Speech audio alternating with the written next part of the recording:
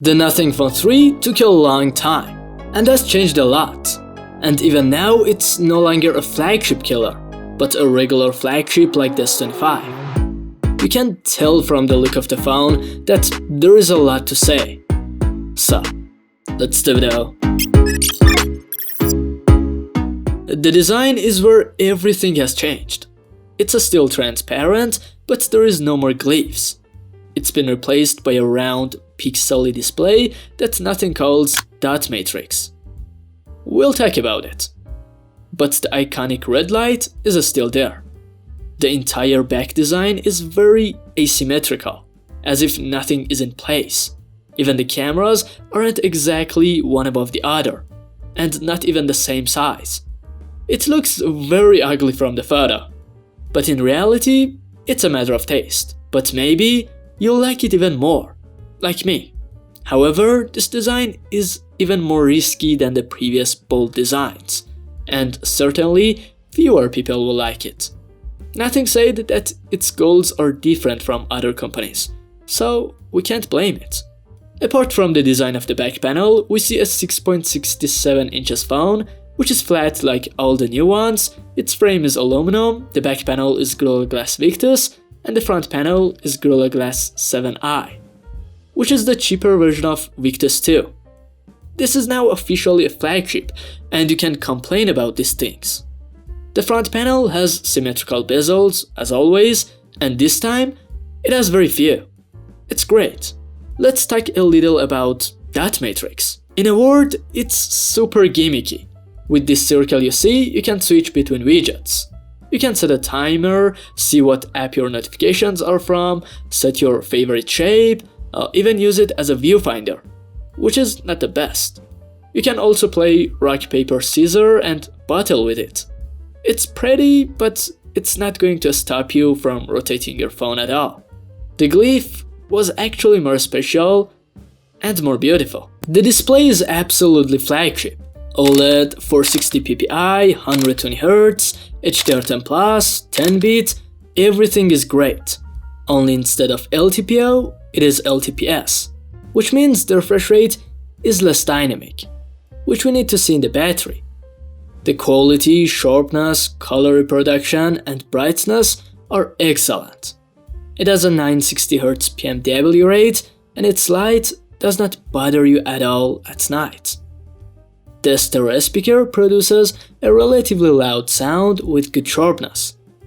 The low tones could be a little better, and the bass is also good enough. The fingerprint sensor is under the display and optical. It's fast, precise, but not as quick as ultrasonic and not compatible with wet hands. A bigger phone means a bigger battery, which combined with a light software that makes great results. The Nothing Phone 3 lasts for more than a day of semi-heavy use, and it also supports a 65-watt charger that charges to 80% in just 40 minutes. And it also supports wireless and reverse charging. It's really good. Its hardware is not the most attractive at this price. A Snapdragon 8 Gen 4S, which is considered a flagship killer chip, and is 30–40% weaker than the 8 Elite inside the S25, along with 12 to 16 GB of RAM. The software and UI are so light and good that everything runs smoothly. But when you multitask, play games, and generally the tasks become heavier, you can feel the difference from the others.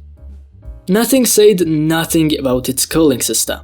However, it has average performance. It does not get hot, but there is a performance drop. This beauty comes with Android 15 and NothingOS 3.5. Just the way we like it. Light, smooth animations, everything in its place, enough customizations, and really simple. It reminds you a lot of the old Oxygen OS, in a good way.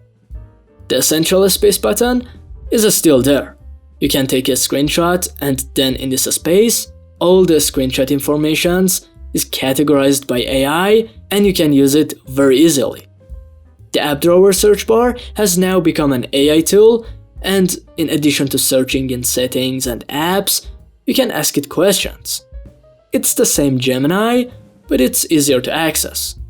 But compared to Galaxy, Pixel, even iPhone, it lacks in AI. This time, nothing can actually compete in camera. It has 4 50 megapixel sensors, one of which is a 3x telephoto with autofocus. In daylight, the photos have wide dynamic range, good detail, colors are a little saturated, and sharpness could be better.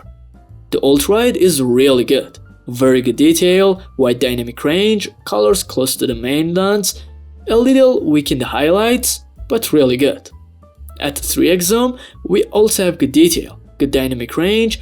I still don't like the sharpness, and the colors are even more saturated. You can also take macro photos with it, and sometimes it turns out amazing. It also performs well at higher zooms. At very high zooms, AI does its main job, which makes it just usable. In portrait mode, the subject separation is good, if not too complicated.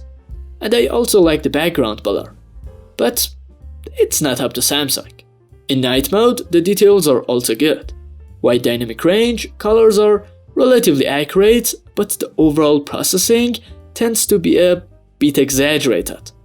Selfies are very good, like previous Nothing phones.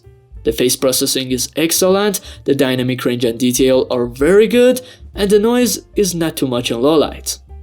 In terms of videography, the OIS works well, but it's not the best. And the truth is that it generally falls short of its competitors in this regard. The Nothing Phone 3 could still be a good choice.